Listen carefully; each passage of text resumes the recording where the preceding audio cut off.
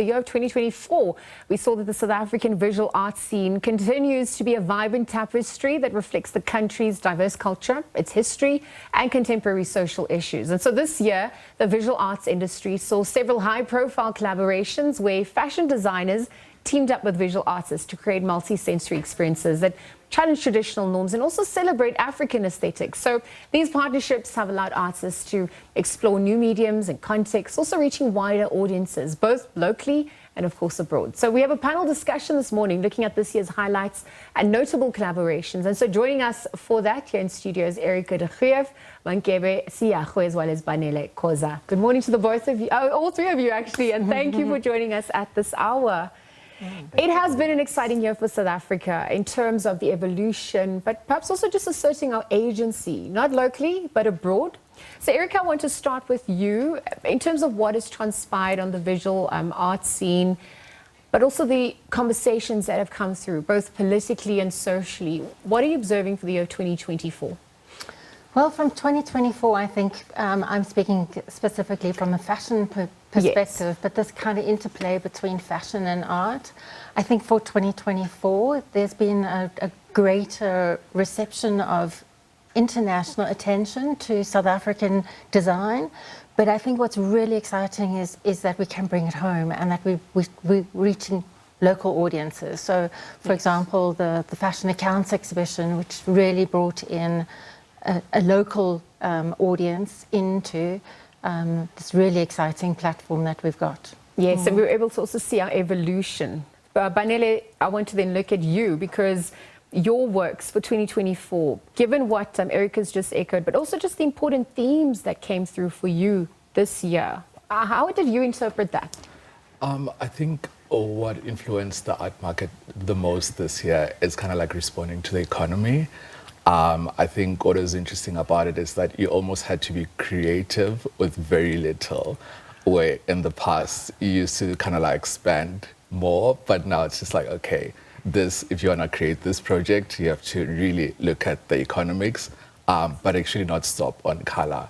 I think a lot of people just felt a bit bleak, so they would reduce on color, but what we did, we actually increased on color because you want to contain a sense of optimism for people who walk into spaces.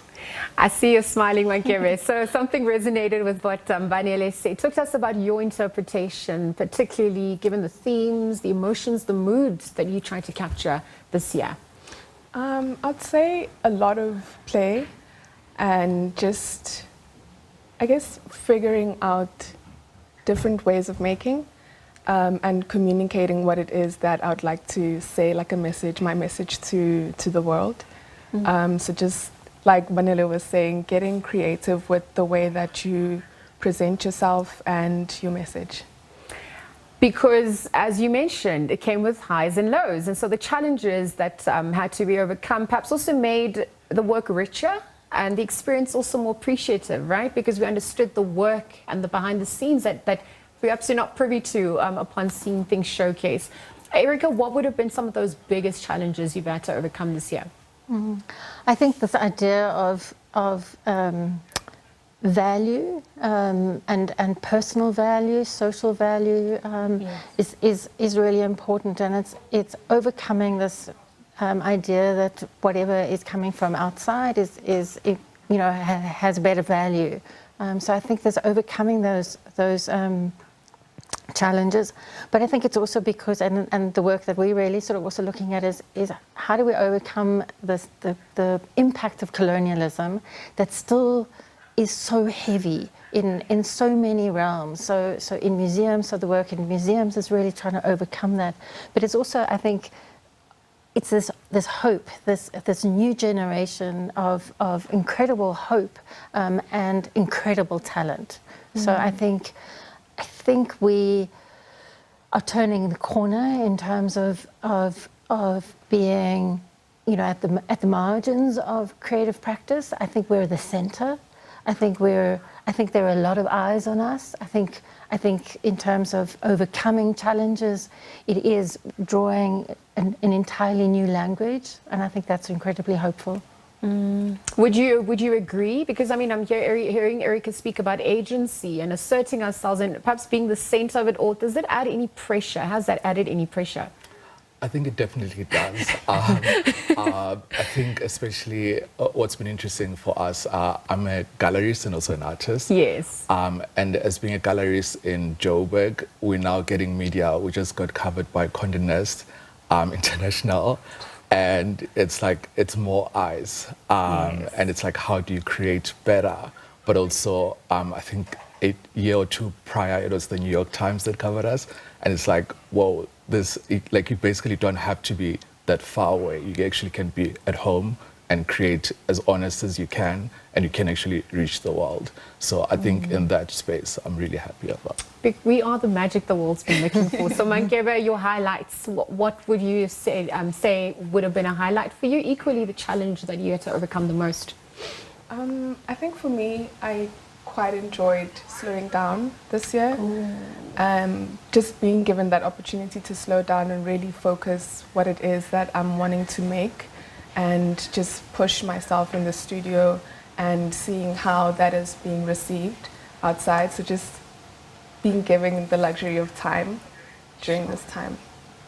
And anything that slows us down is a gift, because there's perspective as well. The country had a chance to slow down, pause, reflect, because we've been navigating 30 years of democracy, and we're looking at how far we've come as well. I wonder how that would have influenced some of the themes that came through. We're still battling triple threats, poverty, unemployment, inequality. You mentioned how that obviously impacted the industry, finances, affordability, but reimagining what that creative space can look like, can be interpreted. Erica, how would you say that influenced the year of 2024? Absolutely. I think 30 years is also sort of a turning point. There's something quite real and tangible.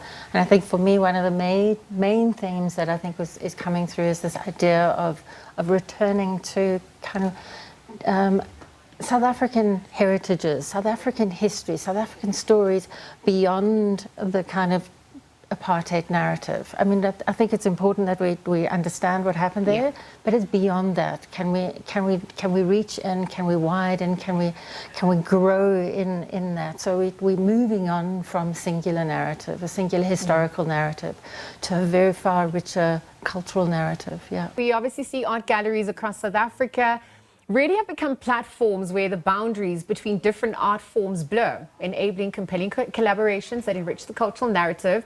So, and of course, marking the 30 years of democracy, the visual arts has evolved. This year's exhibitions are being utilized as tools for advocacy, reflecting South Africa's history, and also just the ongoing struggle with equality and representation at large. So young artists and the ones who have been in the industry for years have also witnessed a growing interest in digital art and innovation within the visual art space. And the rise of social media and digital platforms have also enabled artists to reach broader audiences, whilst also experimenting with new forms of expression, such as augmented reality installations and, of course, interactive exhibits. So we're going to continue with the conversation. Erica de Greef, as well as Banele Khoza and Mankebe Seakgoe are in studio this morning. Again, welcome back. Erica, you ended off that first segment speaking about 30 years of democracy and just the evolution, where we are and what we're navigating towards. My introduction spoke about the future and how we're reimagining that. Banele, as a gallery owner and a visual artist, what are you witnessing on that front? How exciting does that future look like for you?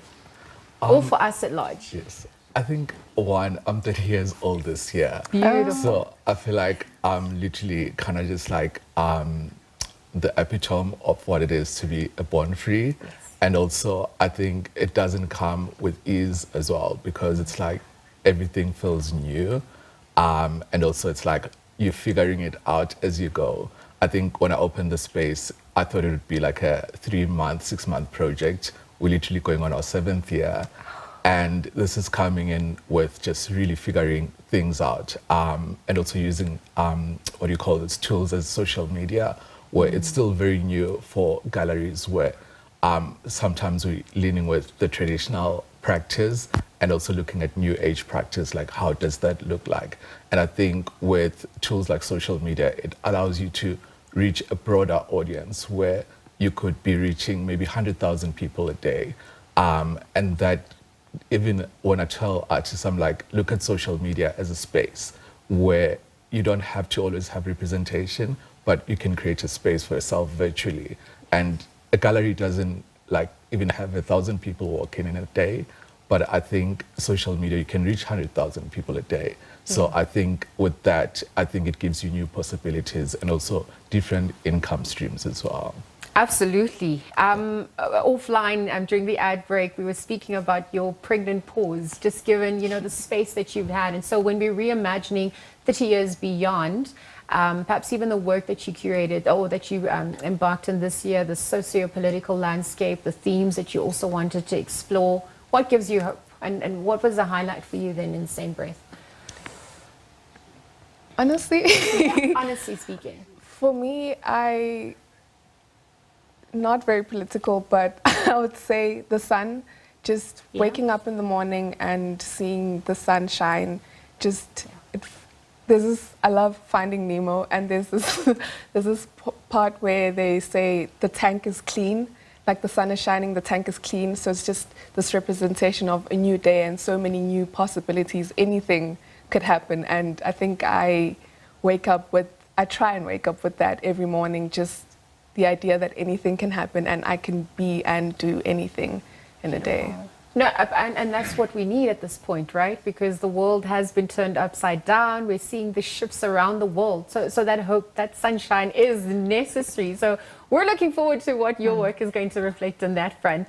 I wonder also for you, Erica, what it would have been a highlight this year, if we're going to look at the influences, what impacted you the most, what changed you the most through the process as well?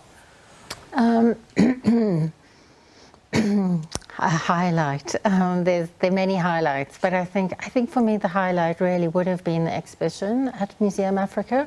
Fashion accounts at Museum Africa, I think, would stand out as a highlight because it was such a moment to be able to showcase local voices, local fashion voices. I think fashion designers, much like artists, are navigating not just kind of more beautiful things, but also questions of history, questions of the past, questions of the future. So designers like Mankebe Seakgoe or Sindiso Khumalo, the way in which they're navigating and becoming leaders. And I think this question of like a post apartheid, post 30 years after apartheid voice, finding those voice. So the role of artists, including fashion designers as ambassadors, and the kind of responsibility, but also this possibility. So yes. I think this courage, and so the exhibition was to be able to create a platform. The artists and their work, Banele Khoza, who was the co-curator, and Alison Maloney, and being able to showcase with these opportunities to be heard. To be heard, I think, is incredible. Artists as healers, reflectors, as teachers, ambassadors as well. Just very quickly as we wrap up, Banele, for you, what are you still curious about? What questions remain unanswered for you? I think for me it's debating the present and the future, where I think sometimes we're always thinking short term. And this morning, actually, while I was driving this side, I was like, what about if you gave yourself 50 years and looked at a 50-year goal versus like short-term goals? And I think that puts you in a different space of imagining, but also of dealing with day-to-day issues. Because sometimes, like for instance, 2024 could feel like a disaster in your year. Yes. But if you give yourself 50 years, you're like, oh, this is just part of the process. So the process becomes the purpose then. Mankebe, for you, as we conclude. Question? What keeps you curious? What questions remain unanswered for you as we navigate the next year and perhaps also the next 30 years? Thank you. I'd say the ceiling. What is the ceiling? And just reimagining that and pushing past that and breaking through and finding out what's on the other side. All right. Thank you very much for joining us, all three of you this morning. Thank you for the work as well for 2024, the pregnant pauses, and looking forward to the next year ahead, but also the next 30 years, right? Navigating it together. We're stronger together at the end of the day. Again, sharing some insights in the visual arts space for the year of 2024. We were joined by seasoned curator, also founder of the African Fashion Research Institute, Erica de Greef, as well as founder of a gallery and visual artist, Banele Khoza, and Mankebe Seakgoe, who has showcased in some of the biggest art fairs this year.